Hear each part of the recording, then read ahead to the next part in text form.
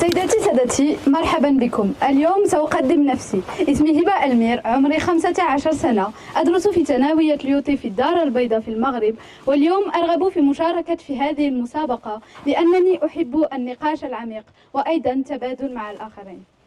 Bonjour à toutes et à tous, je me présente, je m'appelle Hiba Elmir, j'ai 15 ans, je suis au lycée Lyoté de Casablanca au Maroc et aujourd'hui j'ai l'honneur et le plaisir de participer à la 13e édition du concours ambassadeur, ambassadrice en herbe qui a pour problématique cette année la francophonie, un voyage à travers le temps et l'espace. La francophonie est souvent décrite comme une célébration des valeurs universelles, partage, ouverture et diversité, invite à un voyage à travers le temps et l'espace. Mais ce voyage soulève une question essentielle. La francophonie est-elle un véritable outil d'unification mondiale ou dissimule-t-elle des dynamiques de domination culturelle ? Avec plus de 300 millions de locuteurs à travers le monde, la francophonie relie des continents, des cultures et des générations. Comme le disait Léopold Sédar Senghor, l'un des fondateurs même de la francophonie, la langue française est un outil merveilleux, mais elle ne peut être un pont entre les cultures que si nous construisons ces piliers ensemble. Alors, prenons l'exemple d'un enseignant burkinabé échangeant avec un chercheur québécois lors d'une conférence internationale. Le français devient alors un langage commun, permettant un dialogue riche et inspirant.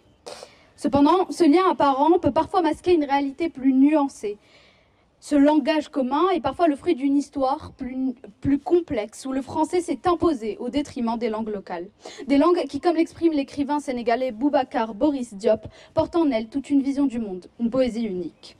Alors, peut-on vraiment parler d'unification lorsque certaines identités linguistiques sont marginalisées ?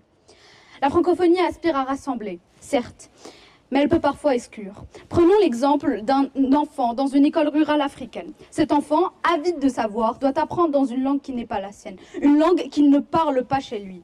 Pas de chance, le français semble être la langue de l'avenir. Mais à quel prix ? Comme le rappelle Amine Malouf dans Les Identités meurtrières, imposer une langue, c'est parfois exiger d'abandonner une part de soi-même. Alors, réduire la francophonie à ses contradictions ou à son histoire serait injuste, certes. Mais qui a dit qu'il était impossible de la réinventer ? Imaginez un monde où des contes africains en wolof ou en lingala sont traduits et diffusés à travers le monde. Un monde où les langues locales ne sont pas simplement des accents exotiques ajoutés au décor, mais bien des richesses qui participent pleinement à l'édifice.